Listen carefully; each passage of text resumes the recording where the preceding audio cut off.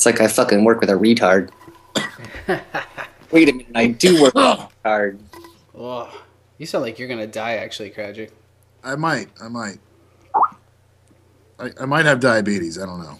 Ooh, that's serious. It's probably not diabetes. It's probably the gout.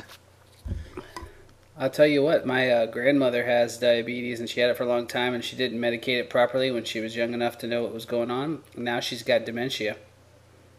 Ah. So if you do have it, medicate yourself, brother.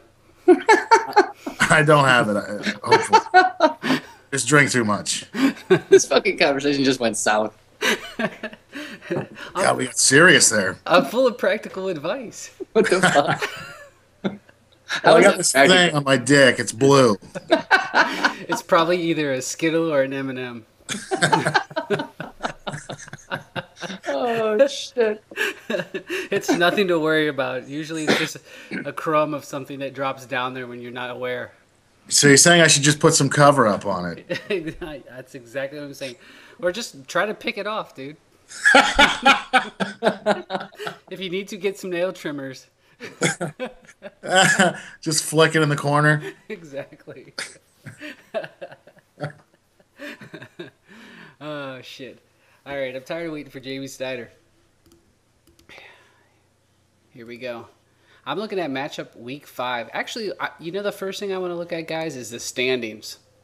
So let's take a quick rundown here. After week 4, we've got some surprises, I think. I'm looking at the Worcester division. I got Brady Quinn 07, who has not changed his name for 3 years now, apparently, at 3-1.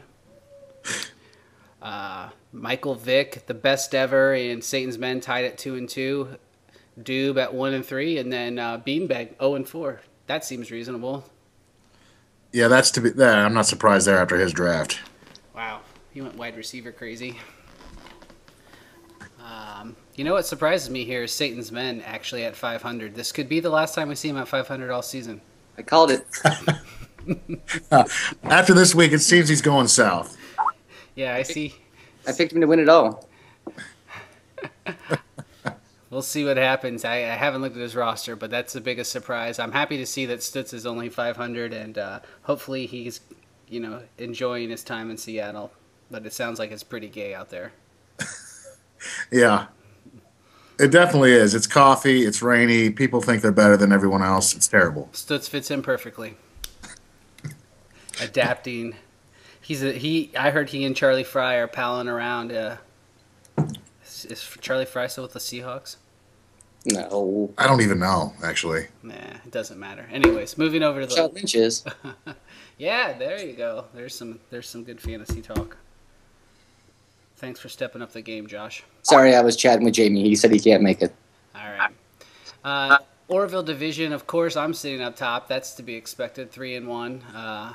The defeat was bogus. It was total bullshit. We'll get into that later. But then tied with your brother, Josh, Zach, and then Red Riders, who can't be here. And then there's a bunch of mediocre teams at the bottom. We don't even need to talk about them. You dick.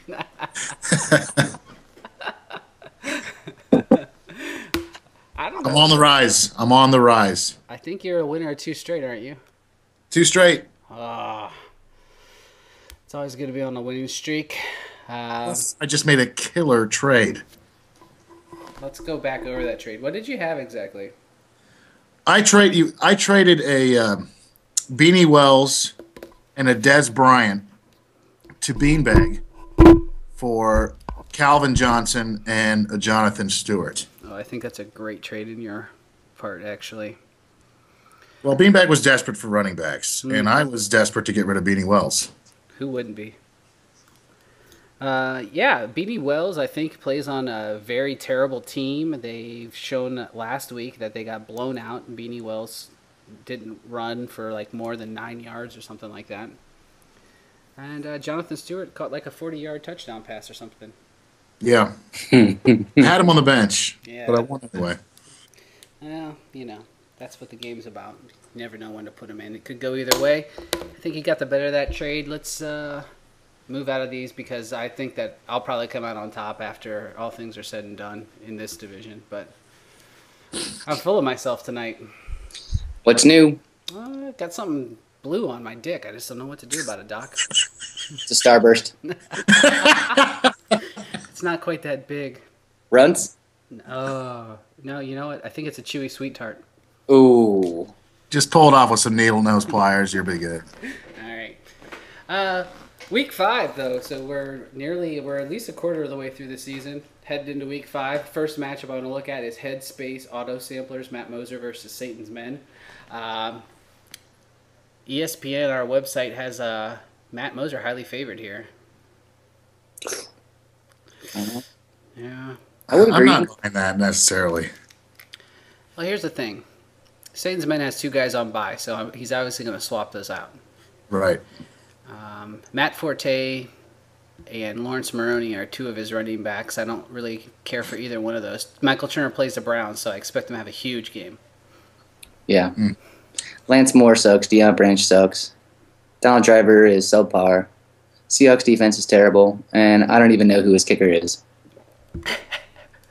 I go with Doob. Yeah. I could see that now that I'm looking at it closer, but I don't know. Brandon Jacobs is terrible. Absolutely. Chris Johnson's not as good as he was last year. D'Angelo Williams, who knows? Santana Moss, he's old. Having a good season. I think he's got a bad matchup next week, though. He's got Green Bay, and I don't think he'll have that great a game. I have to agree. Brandon Jacobs, you got to take him out, but he's got Thomas Jones as his backup. The only other possible play he has would be Brandon Lloyd.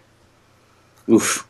Although Thomas Jones is matched up against Indiana next week and is projected to have 28 points for some unknown reason. Because Indiana's giving it up, and that backup safety of theirs just went out for the season also. Well, and Kyle Orton is throwing a shitload out there. Brandon Lloyd's had 2 good weeks in a row. Maybe you roll the dice. Yeah, you never know. That's a tough call, that wide receiver running back slot. You never know. I always lean on this side of putting a running back in there because they get more touches. It's safer. But maybe you do. I think Brandon Lloyd's got to be in the top 20 of wide receivers in point scoring for the year so far. I would bet on that. I would bet on that. This whole matchup could be a push. Fuck it, I'd bet on that. You were talking too much about it because Blau is a pushover. So everyone says Doob, and let's move along. Doob. Yeah, Blau will probably leave those bye players in anyway, so. He's in New York. It's wonderful. There's Central Park. So metropolitan. Pavement in the rain. The Apple Store's open 24 hours a day. I just had a baby. Eat my dick. We love you, Brian. All right, moving on. Next matchup, down south players at Ed's All-Stars. I like the All-Stars. Yeah, it's going to be a blowout. Astronomical Josh is 1-3. I do have 3 people on bye also that I need to sub out. Who do you got to put Yeah, in? that's going to... It's neither here nor there who I've got to put in right now because I'll drop players and add people. So That's the tough part with a 3-person bench is if you have a big bye week, it's a struggle. Maybe you have to let go guys you don't want to. You know, Stutz sent me a text message that said that last Sunday. He's like, it sucks because I have to drop a good person to pick up someone that's just like a marginal start this week. Yeah. And I said, yeah, well, we can talk about that later. But it does present an interesting new aspect to the game. I think you have to plan. Yep. Right. Auto draft, not such a good option probably, and you got if it's going to be like that next year, you really have to look at your bye weeks when you're drafting. I think, but I agree, it's tough to have like 3 bench guys. Yep, but I mean, I'll take care of it. You will, and then Eds will take care of you and run all over you with Frank Gore, Ryan Matthews, Ahmad Bradshaw, who might be hurt, Anquan Bolden. He's a stud. I love him. I admit it. I openly admit it. I like him too. Yeah, this one's Ed's. I'm not seeing competition in this matchup here, but you never know. You're right. Anything could happen any given Sunday. Probably not. All right, so I'm rolling with Eds. I think most of you concur. Let's roll along and look at Queen City Knockers at Red Riders.